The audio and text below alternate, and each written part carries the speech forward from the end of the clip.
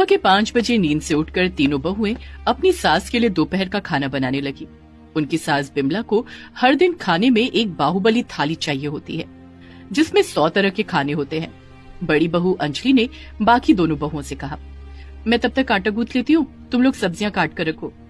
मंझली बहू रेखा और छोटी बहू सुलेखा ने पूछा, कौन सी सब्जियां काट दूं दीदी? सभी 90 प्रकार की सब्जियां होनी चाहिए। ठीक है दीदी, जल्दी जल्दी करना होगा, माँ जी और ननद उठते ही खाने के लिए चिल्लाना शुरू कर देंगे। हर सुबह घर में जैसे शादी का भोज बनता था। तीनों बहुएं खाली पेट सुबह से दोपहर तक खाना बनाती थी। आज भी बड़ी बहू ने रोटी बनाकर चावल चढ़ा दिया। तब तक सारी सब्जियां काटकर दोनों बहुओं ने रेडी करके रखा था। अंजलि ने सब्जियां बनानी शुरू कर दी। आलू की भाजी, बैंगन का भरता, भिंडी की तीखी सब्जी, 2 तरह की गोभी की सब्जियां, टिंडे, परवल और भी बहुत कुछ। साथ में पनीर के 10 आइटम तो एकदम अंत में बनाए गए। ये बनाते बनाते दोपहर के 12 बज गए। तीनों बहुओं के पेट में चूहे दौड़ रहे थे। इतने में बिमला और उसकी इकलौती बेटी पुष्पा नींद से उठी। अरे बाप रे, बहुत भूख लगी है बहू, खाना लगाओ। हाँ भाभी, जल्दी से खाना लगाओ, मुझसे भूख बर्दाश्त नहीं होती है। अंजलि, रेखा और सुलेखा ने बिमला के सोने की थाली में बाहुबली थाली सजाकर परोस दी। दोनों माँ बेटी के लिए 2 बाहुबली थाली। इंसान से थाली का आकार बड़ा था। वो दोनों खाने ही वाले थे कि तभी अंजलि ने कहा, माँ जी, हम तीनों को बहुत भूख लगी है, जो भी बना था आप दोनों को दे दिया। इसमें से थोड़े चावल और कुछ सब्जी मिल सकती है क्या? तुम भी न बड़ी बहू, मूड खराब कर देती हो। मुझे अपने खाने से भाग देना बिल्कुल नहीं पसंद। ठीक है, प्लेट ले आओ। तीनों बहुएं प्लेट ले आई। बिमला ने तीनों के प्लेट में गिनकर 2-2 कवर चावल के रख दिए और भिंडी का 1-1 टुकड़ा दे दिया। ये क्या माँ, सिर्फ इतना ही? उसकी ननद पुष्पा ने कहा। अरे शुक्र करो कि तुम लोगों को खाना मिल तो रहा है, कितने लोगों को खाना ही नहीं मिलता है। हाय, मेरी बेटी कितनी समझदार हो गई है, मेरी बच्ची। चल बेटी, खाना खाते हैं। बिमला और पुष्पा दबा के बाहुबली थाली से खाना खाने लगे और तीनों बहुएं बस खड़ी होकर देखते रही। उनके मुंह में पानी आ गया। बिमला ने कहा, तुम तीनों जाओ यहाँ से, हमारे खाने पर नजर दे रही हो, पेट खराब होगा हमारा। सुलेखा ने धीमी आवाज में कहा, इतना ज्यादा खाने से वैसे ही पेट खराब होगा। क्या क्या बोला है तुमने छोटी बहू? मैंने नहीं तो कुछ नहीं बोला, आप दोनों खाइए। बिमला और पुष्पा जी भर कर खाने लगे। मुट्ठी भर भर के चावल लेने लगे और मुंह में ठूसने लगे। चेहरे के चारों ओर सब्जी लगने के कारण पीले दाग पड़ गए। पेट फूलने लगा और दोनों ही जोर जोर से बात मारने लगे। बात मारने से पेट खाली होता है और ज्यादा खाना अंदर जाता है। तीनों बहुएं अपने कमरे में चली गईं। पता नहीं क्या देखकर मेरे माँ बाप ने इस घर में मेरी शादी करवाई थी। वही मैं भी सोचती हूँ, इतनी कंजूस है हमारी सास, खुद के और खुद की बेटी के लिए बाहुबली थाली और हमारे लिए सिर्फ और सिर्फ गाली। रो मत पगली, हमें ही कुछ न कुछ करना होगा। बिमला इतनी कंजूस थी कि अपनी बहुओं को पानी तक नहीं पीने देती थी। पानी की टंकी में ताला लगाकर रखती थी। पानी पीने के लिए तीनों बहुओं को बिमला से परमिशन लेनी पड़ती थी। उन तीनों बहुओं के पति बाहर नौकरी करने गए हुए थे। तीनों ने अपने पतियों को कॉल किया और सब कुछ बताया। अंजलि के पति ने कहा, अरे अंजलि, तुम माँ और बहन के खाने को भी लेकर टोंट मार रही हो। नहीं नहीं, टोंट नहीं मार रही हूँ, मैं बस बोल रही हूँ कि हम तीनों को भी तो पेट भर कर खाने को दे। सुनो अंजलि, घर की बहुओं को ऐसे ही रहना पड़ता है, इस बारे में मुझे और कुछ मत कहना।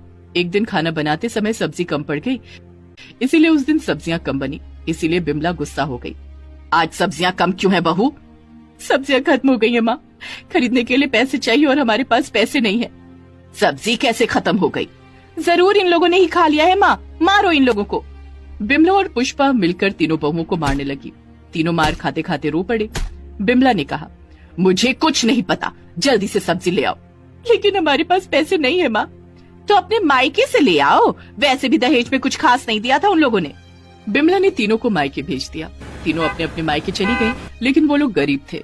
अंजलि की माँ ने कहा, यहाँ मुझे हर रोज भूखा सोना पड़ता है, मैं क्या ही दूं तुझे, एक बकरी है उसे ले जा। ठीक है माँ, वही ले चलती हूँ। अंजलि बकरी ले आई। बाकी दोनों बहुएं थोड़ी थोड़ी सब्जी ले आए और खाना बनाया। बिमला और पुष्पा को अंजलि ने सोने की ग्लास में बकरी का दूध भी दिया। आहा, बकरी का दूध पीकर तो मजा ही आ गया। बहू, रात को खाने में क्या बना रही हो? सब्जी कम है माँ। फिर से कम हो गए? मुझे कुछ नहीं पता, भीख मांग कर सब्जियां लाओ। तीनों को घर से बाहर निकाल दिया गया। तीनों रोते हुए रास्ते पर भीख मांगने लगे। साहब कुछ पैसे दे दो साहब, सास और ननद को खाना खिलाना है, कुछ पैसे दे दो। पैसे कमाकर तीनों ने सब्जी खरीदी और फिर बिमला और पुष्पा के लिए खाना बनाया। तब जाकर बिमला और पुष्पा शांत हुई। ऐसे दिन बीतते रहे। एक दिन अंजलि रेखा और सुलेखा को लेकर बिमला के पास आई। माँ जी, हम ऐसे भूखे पेट नहीं रह सकते, आप हमें खाना क्यों नहीं देती हैं?